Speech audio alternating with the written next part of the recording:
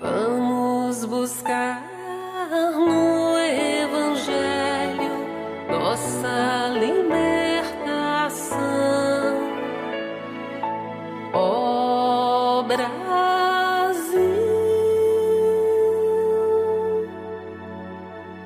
pátria amada do nosso coração.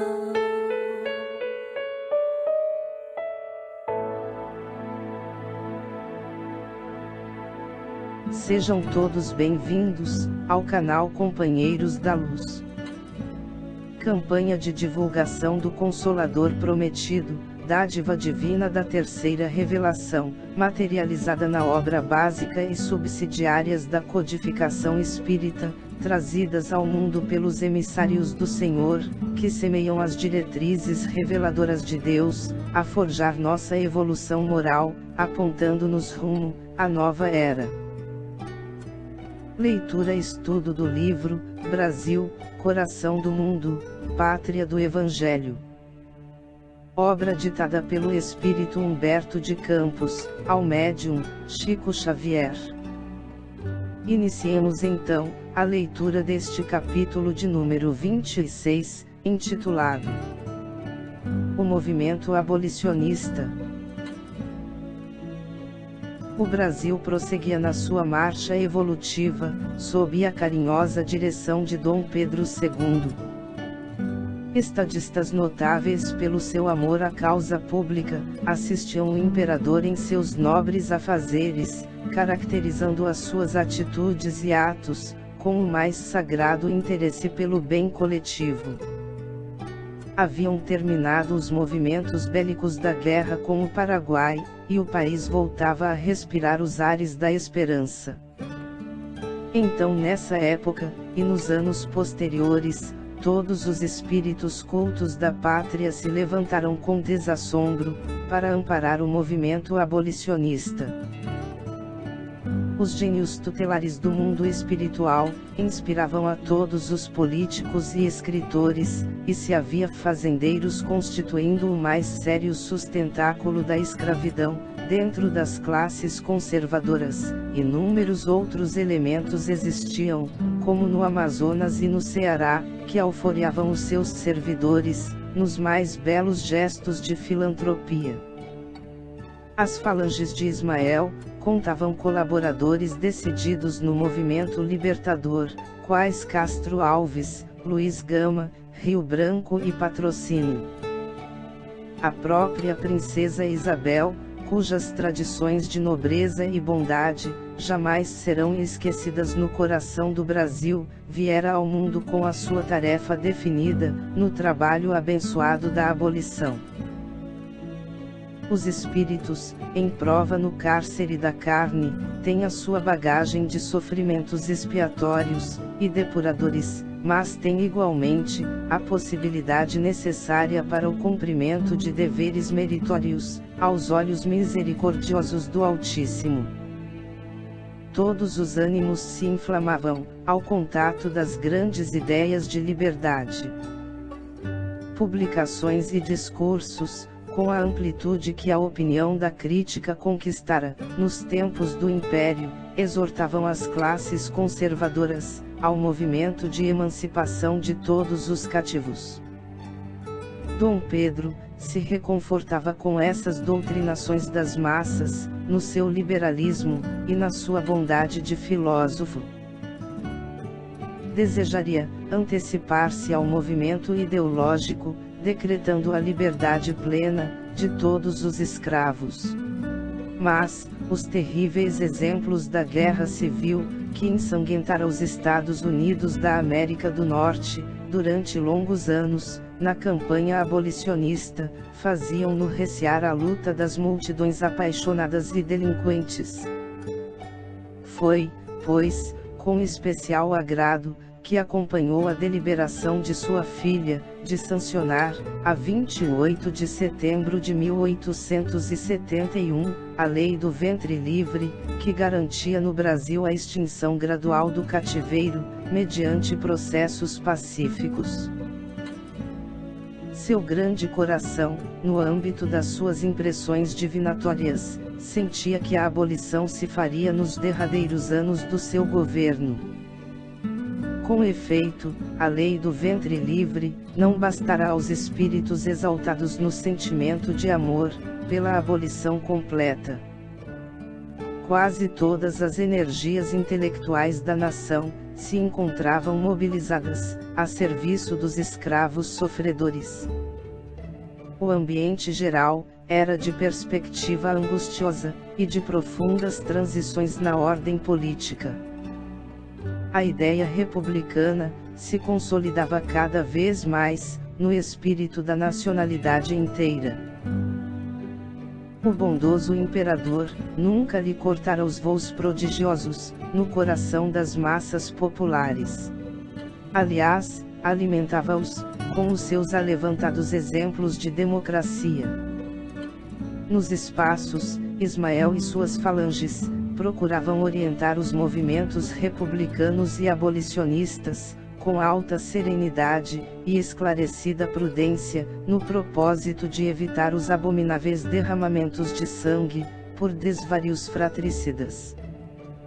A esse tempo, já Ismael possuía a sua célula construtiva, da obra do Evangelho no Brasil. Célula que hoje projeta a sua luz, de dentro da Federação Espírita Brasileira, e de onde, espiritualmente, junto dos seus companheiros desvelados, procurava unir os homens na grandiosa tarefa da evangelização. Esperando o ensejo de se fixar na instituição venerável, que lhe guarda as tradições, e continua o seu santificado trabalho ao lado das criaturas, a célula referida permanecia com Antônio Luiz Saião e Bittencourt Sampaio, desde 24 de setembro de 1885, até que Bezerra de Menezes, com os seus grandes sacrifícios e indescritíveis devotamentos, eliminasse as mais sérias divergências, e aplanasse obstáculos, utilizando as suas inesgotáveis reservas de paciência e de humildade, e consolidando a federação, para que se formasse uma organização federativa. Enquanto, lá fora, muitos companheiros da caravana espiritual se deixavam levar por inovações e experiências estranhas aos preceitos evangélicos, o grupo Ismael esperava uma época de compreensão mais elevada e harmoniosa, para o desdobramento de suas preciosas atividades. Todavia, nas lutas pesadas do mundo, Bezerra de Menezes era o impávido desbravador, no seu apostolado de preparação, fraternizando com todos os grupos para conduzi-los, suavemente, à sombra da bandeira do grande emissário de Jesus. Ismael trazia então a sua atenção carinhosa voltada para a solução do problema abolicionista, que deveria resolver-se dentro da harmonia de todos os interesses, e extreme do sangue das guerras civis. Confiando ao Senhor as suas expectativas, falou-lhe o mestre. Ismael, o sonho da liberdade de todos os cativos, deverá concretizar-se agora, sem perda de tempo. Prepararás todos os corações, a fim de que as nuvens sanguinolentas não manchem o solo abençoado da região do Cruzeiro. Todos os emissários celestes deverão conjugar esforços nesse propósito, e em breve teremos a emancipação de todos os que sofrem os duros trabalhos do cativeiro, na terra bendita do Brasil. O grande enviado redobrou suas atividades nos bastidores da política administrativa. A estatística oficial de 1887 acusava a existência de mais de 720 mil escravos em todo o país. O ambiente geral era de apreensão em todas as classes, ante a expectativa da promulgação da lei, que extinguiria a escravidão para sempre, o que constituiria duro golpe na fortuna pública do Brasil. Mas Ismael articula do alto os elementos necessários à grande vitória. O generoso imperador é afastado do trono, nos primeiros meses de 1888, sob a influência dos mentores invisíveis da pátria, voltando à regência a princesa Isabel, que já havia sancionado a lei benéfica de 1871. Sob a inspiração do grande mensageiro do Divino Mestre, a princesa imperial encarrega o senador João Alfredo, de organizar novo ministério, que veio a compor-se de espíritos nobilíssimos do tempo. Os abolicionistas compreendem que lhes chegará a possibilidade maravilhosa, e a 13 de maio de 1888, é apresentada à regente, a proposta de lei para a imediata extinção do cativeiro, lei que Dona Isabel, cercada de entidades angélicas e misericordiosas, sanciona sem hesitar, com a nobre serenidade do seu coração de mulher. Nesse dia inesquecível, toda uma onda de claridades compassivas descia dos céus, sobre as vastidões do norte e do sul da pátria do Evangelho. Ao Rio de Janeiro afluem multidões de seres invisíveis, que se associam às grandiosas solenidades da abolição. Junto do espírito magnânimo da princesa, permanece Ismael, com a bênção da sua generosa e tocante alegria. Foi por isso que Patrocínio, intuitivamente, no arrebatamento do seu júbilo, se arrastou de joelhos, até aos pés da princesa piedosa e cristã. Por toda parte, espalharam-se alegrias contagiosas, e comunicativas esperanças. O marco divino da liberdade dos cativos, erguia-se na estrada da civilização brasileira, sem a maré incendiária da metralha, e do sangue. Os negros e os mestiços do Brasil, sentiram no coração, o prodigioso potencial de energias da subraça, com que realizariam gloriosos feitos de trabalho, e de heroísmo, na formação de todos os patrimônios da pátria do Evangelho, olhando o caminho infinito do futuro. E nessa noite, enquanto se entoavam hosanas de amor no grupo Ismael, a princesa imperial, sentia na sua grande alma, as comoções mais ternas e mais doces. Os pobres e os sofredores, recebendo a generosa dádiva do céu, iam reunir-se, nas asas cariciosas do sono, aos seus companheiros da imensidade, levando às alturas, o preito do seu reconhecimento a Jesus, que com a sua misericórdia infinita, lhes outorgará a carta de alforria, incorporando-se para sempre, ao organismo social da pátria generosa, dos seus sublimes ensinamentos. Chegamos ao final deste capítulo. Não percam o próximo de número 27, a República.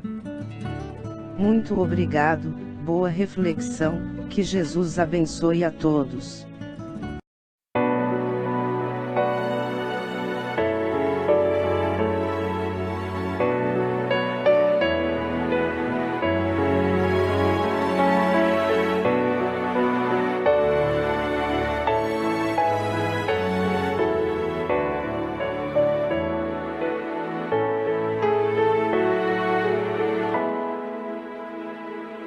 Brasil, terra de bênçãos, Brasil, celeiro de luz, Brasil, coração do mundo, pátria do Evangelho.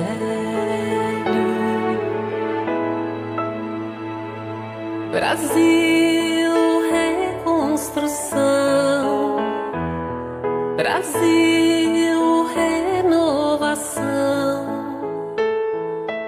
tempo novo de despertar, tempo de evangelizar.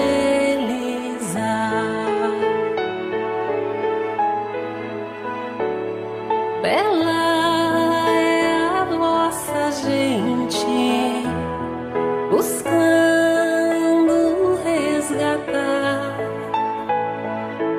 um passado cheio presente.